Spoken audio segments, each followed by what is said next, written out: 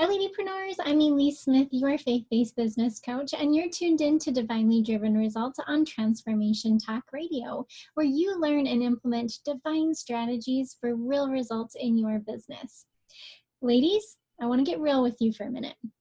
This is your moment. Whether it's been COVID that's pushing you out of your comfort zone, or you just feel called to take a leap of faith right now in your business, even if you have no idea what that actually is. Maybe you feel yourself on the cusp of something great. Well, I am here to tell you that now is the time. But before you go jumping off the deep end, let's check in with God and really understand the steps that He would have you take right now, which is exactly what we're going to be talking about here today with my incredible guest, Julie May, who you are not going to want to miss. She will share her divine story of how God guided her steps to create her amazingly successful business. And we'll be doing that right after the break. But I want to dive into how you can identify what those next steps are for you to take that leap of faith that God is asking you to take right now. So, did you know that Walt Disney actually had, it's claimed and rumored to believe that he had 3 different offices? I had no idea. And I love this concept. And I think that we all can apply it in our business. So Disney had a dream office. So when he was in that office and when him and his team were in that office, he could just dream. And there were no limitations and there was no how. It was just dreaming and vision and really just understanding what that vision looked like for him and his team. He also had a doer office, and that was the strategy. That was how we're going to put it all together. And then he had the third office, which was the critic. And that was, let's tear it apart. Let's figure out all the things that could go wrong. Let's poke holes in this thing. And that way, before we take any idea out or a leap of faith, then we could understand the pros and the cons. And even more than that is understand how to deal with those pros and cons. And I love this concept. It was so interesting as I learned about this, is that the dream office had, lots of colors and really inviting fun things, almost like a kid, because we almost need to get in that kid mode. We're in that dream or that innovation kind of mode, right? Where everything is possible. And then in the doer office, he had more of like the chalkboard or whiteboard or, whatever he had, and different things that is going to help him really strategize with his team. And in the critic office, it was cold and it was just like black and white and very stark. And it was just very much like, this is how it is kind of thing. Now, I'm not suggesting that you turn 3 rooms into your different offices. In fact, I found out that, there's a concept where you can take these same types of things and just change your body posture to be able to feel those moments. So like if you're in a dreaming mode, you might put your head or your chin on your hand, your fist, and kind of like, like how is that gonna, like what does that look like and what's possible? Maybe you could like scratch your head or I don't know, right? But if you're in that doer mode, like let's really just get in there. Let's sit on the edge of our seat and just dive right in. And then the critic office could be like, hands on the hips, like, is this, really gonna work kind of concept. And you can do that with body language. You can do that if different parts of your room or your office if you want to. But what I love about this concept is that we can, and I'm going to kind of make this my own here. As you guys know, we're going to bring God into every step of the process. And we know that questions are extremely powerful.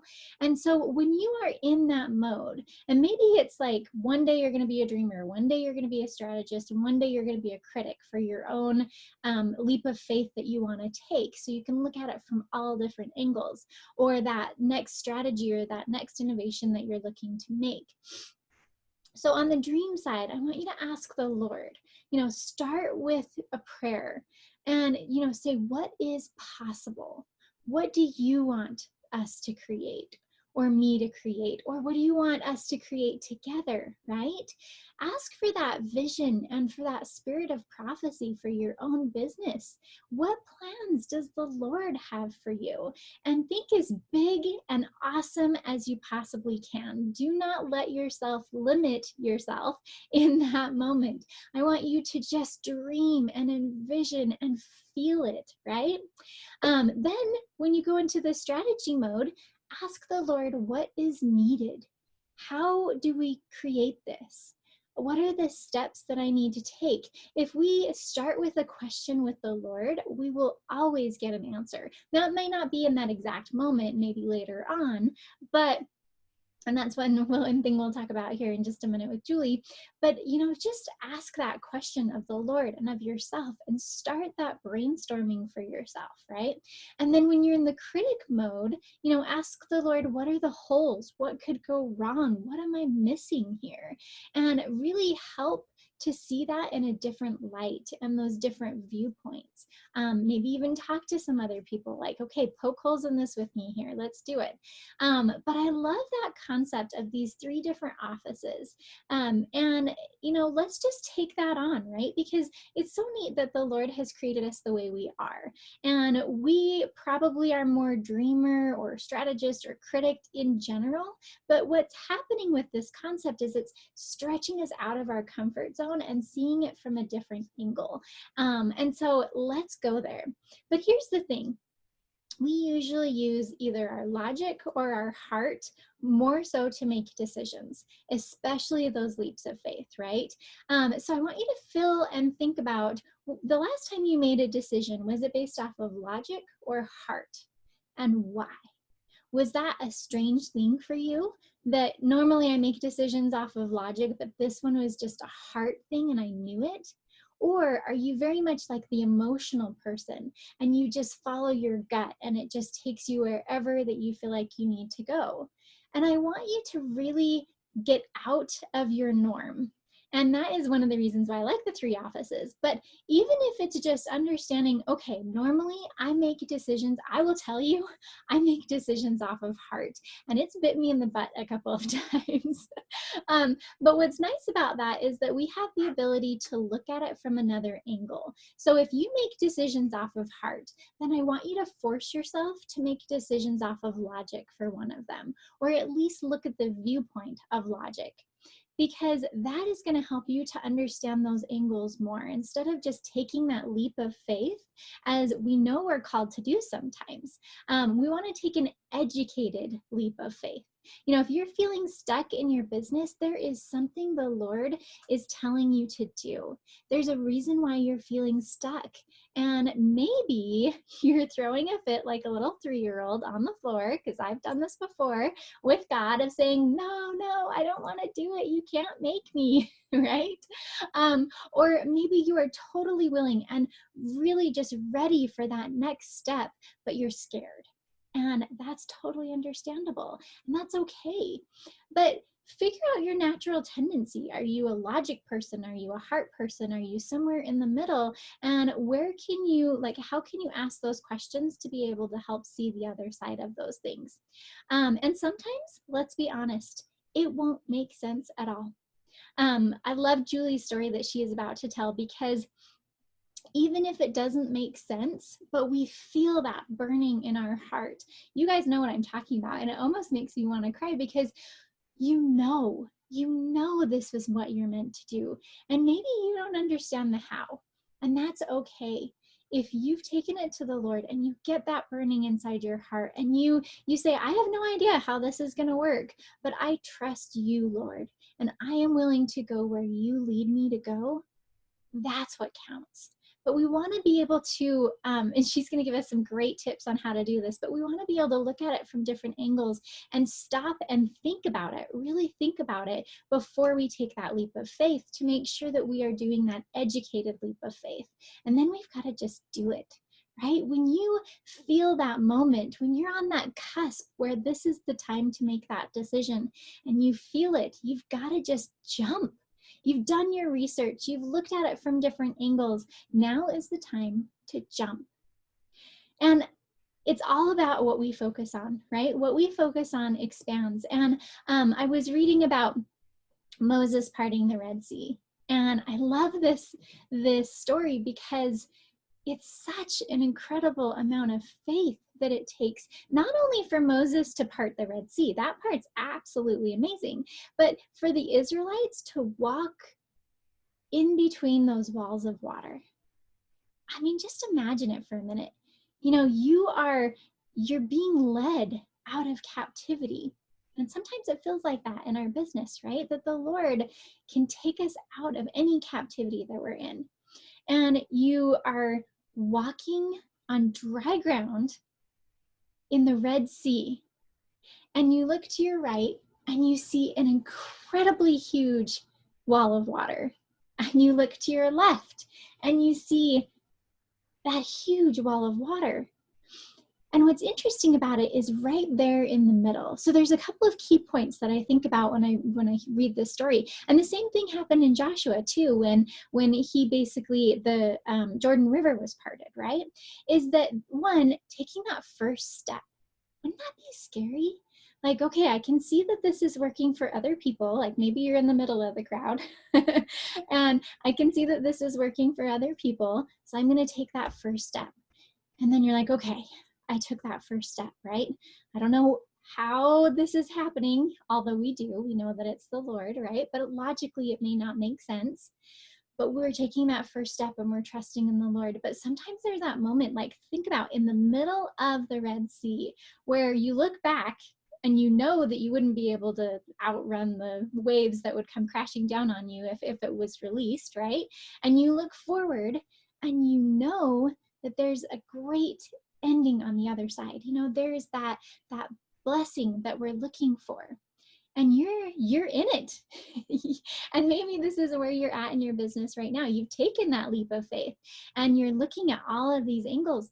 But the thing is that if we focus on those massively huge walls of water, I would be terrified and I would freeze right there and I would not move, right? And that's what happens in our business is when we focus on all the things that could go wrong or all of the reasons why this leap of faith is not going to work, then we freeze and we don't make it to the other side because God is only going to hold up that water for so long, right? But when we don't focus on that and we just focus on one step at a time, listening and acting on the promptings of the Spirit, just one step at a time, that is all we have to do, is have faith and take those steps for that glorious blessing at the end that we know is waiting for us. So I hope that this has been really helpful for you to kind of look at making decisions and taking that leap of faith and getting out of that stuck mode in a different light. But don't go anywhere because after we take this break, you are going to hear an incredible story from my amazing friend, Julie May, who has built such a great business that is touching the lives of so many people. And she's got some great tips on how her business is making decisions based on the Lord and innovating in such an incredible way. So you are not going to want to miss this, and we will be right back.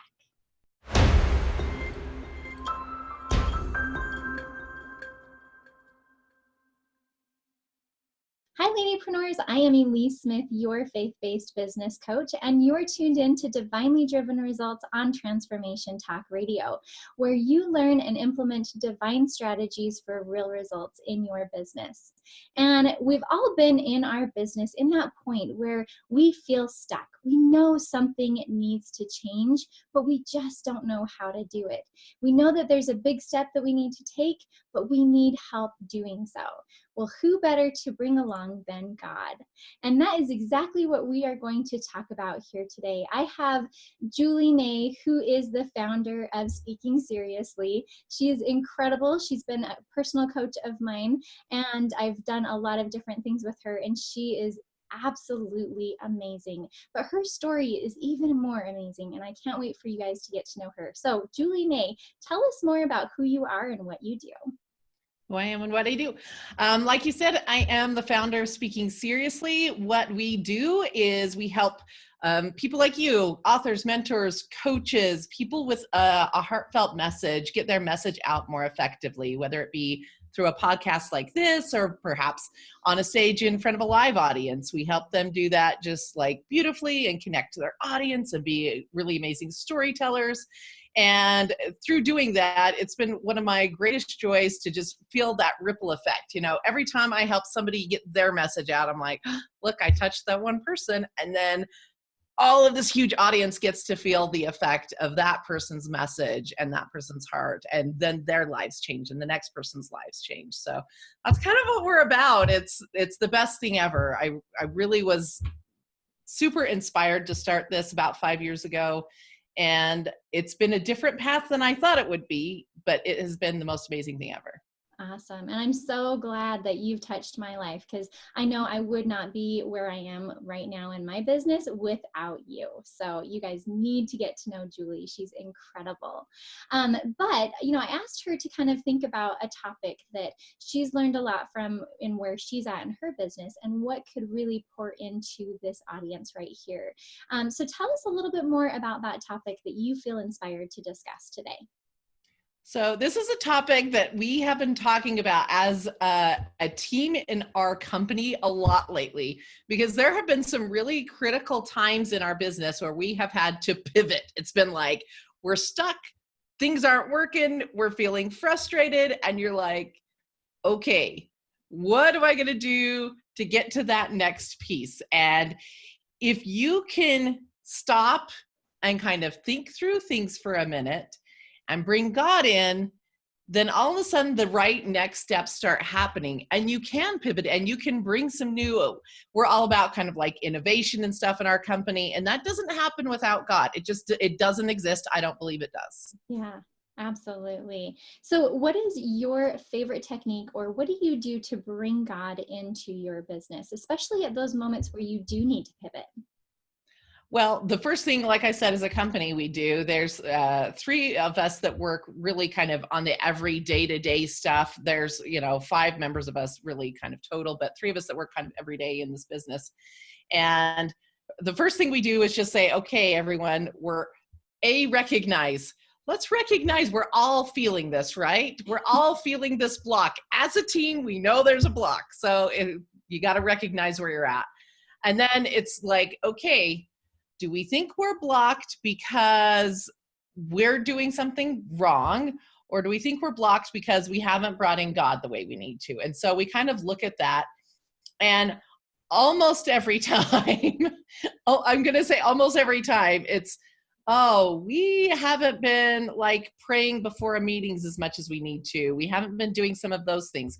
And so that was like a big thing we talked about at our very last staff meeting, actually, was, okay, every single time we have a creative meeting, especially at creative meetings, we have got to make sure we bring God into that meeting, and we hold space big enough for inspiration, which means we can't be completely glued to an idea. It doesn't matter whose idea it is. We can't be completely glued to that idea, or inspiration won't come. He's not going to come in and be like banging down a door of something that you're kicking him out of. Yeah. So you have to say, okay, here's ideas we have. Let's get some inspiration going between open ideas and see what that looks like. And sometimes it's one of the ideas we have, and sometimes it's completely something off of left field. We're like, well, I guess we're doing that thing. So I think there's a lot of that. So we do our part, right? We're always out researching. We're always out like making sure we're on top of the latest trends in the market and those kinds of things. But that doesn't necessarily mean we can think our way through every situation. It means we go, okay, here's some options we have. We've thought our way through a couple of these could work. And then we're going to bring it to God in our meetings and go, okay, what would you have us do? Like, really, what is the best path to get messages out and be where he wants us to be, helping the right people at the right time? Because isn't that what we do as business people, is helping the right people at the right time in the right way? Yeah. So if we can bring that in, then we feel like we've made progress. So that's kind of like what our process is. Does that sound familiar to you? Oh yeah, for sure. And in fact, I was just telling Julie before we got started is that, man, if you feel stuck, there is a reason for it. So many times we're just like, okay, I just need to put in more hours, or I just need to go with this latest idea, and that's going to solve all my problems. There is a reason why you are feeling stuck. It's a red flag. So think about that and take it to the Lord and say, okay, why am I feeling stuck? Because you're not just going to put your head down and barrel through it, because you can't barrel through a brick wall. Exactly. So that's how it feels sometimes. But the Lord can help you figure out, do you go under it? Do you go over it? Do you, get a spaceship and fly over it? Like, there's some crazy stuff that he comes up with sometimes. So Julie, how do you know when it's inspiration from God? This is a great question, because when I first started like 5 years ago, there were things that I knew for sure that was inspiration. And then there were other pieces that I was like, not quite as sure. And I think this is one of those things that I think everyone who follows God will tell you this. The more you act on it, the more you can tell. The more you act on those little bits of inspiration and you start seeing what it feels like, the more you can tell and tell and tell. And so I'm one of those, I'm very strategic about business moves I make. And so it's pretty easy to tell for me if I'm just being strategic and looking at things business wise, and if I've been meditating for 5 minutes and then all of a sudden an idea. And this is what it looks like for me. I think it looks different for everyone, but for me, it looks like an idea just like plops into my brain out of nowhere.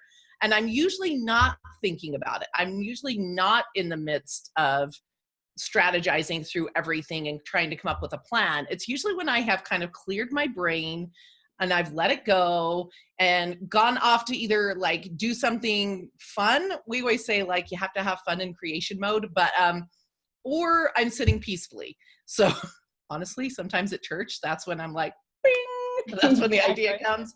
Or it could be like during my morning meditation or something like that. It comes at a different time and it comes in a different way. I know other people have a lot of struggle going, was that my idea or somebody else's? So you might consider, was it happening during a time when you were trying to sit and think through and process, or was it a time when you were super like clear and weren't really thinking about it? That makes a difference. Yeah, especially when you just go your day to day, right? Like I teach how to have business meetings with God, but a lot of times you're not going to get the answer in that moment. Yeah. What you have to do is just get up on your feet and keep walking in the direction that God wants you to walk. And you're going to get that prompting that says, okay, go this way or go this way. And you just have to have faith that that's going to be there and to recognize his voice. And in the end, does it really matter if it's your idea or God's idea if it's a good idea and it takes you that path that God wants you to be on, right? Yeah, that's exactly it. But kind of like what you said, like learn to recognize his voice, because it will feel and look a little bit different. And it usually, at least for me, it's not like as I'm praying through it that the answer comes. It's like I have to let go and trust. And then it kind of comes later on when I'm in full trust mode. It doesn't come like when you're panicked and freaking out about the situation. Yeah, exactly. When you're on your knees and you're like, okay, I need an answer right this second. Yeah. Like that is not how God works. There's no scarcity with God whatsoever. Exactly. He's like, I got this. I'm going to catch you. Yep, exactly. We have that faith. And our faith has to be tried before it's blessed, right? Like we have to show that we have that faith. Sometimes we have to take a few steps in the dark before that light will come on. I love that phrase. And it's really personal to you. So what are some things, I'm just curious, what do you feel like are some things that God has inspired you to do in your business? The biggest thing I would say was our very first event, because that was like one of those, any business strategist would have told me I was freaking nuts.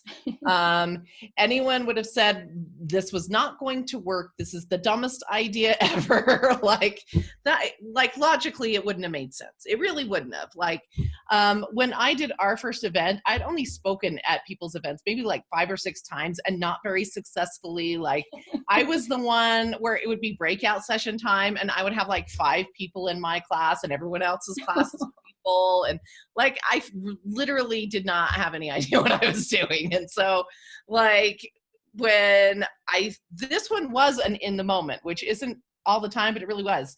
And so I really was just kind of kneeling down one day. Okay, God, you told me to go speak about this and to start doing this. What do I need to do to get this out on a bigger level? And it was like huge, major download. You're going to put on a major event. It looks like this. It's called this. This is who's speaking. Expect hundreds of people to come. And mind you, I had no clue what I was doing. Had only spoken a few times. And like not in front of hundreds of people. So, you know, it was one of those things that like logically most people would be like, I coach people on events. And I would be like, unless this is inspired, Exactly. probably not the best business move because you're going to lose your shirt because there's a lot of investment involved, right? And we were bankrupt right before this happened, so had no money to lose.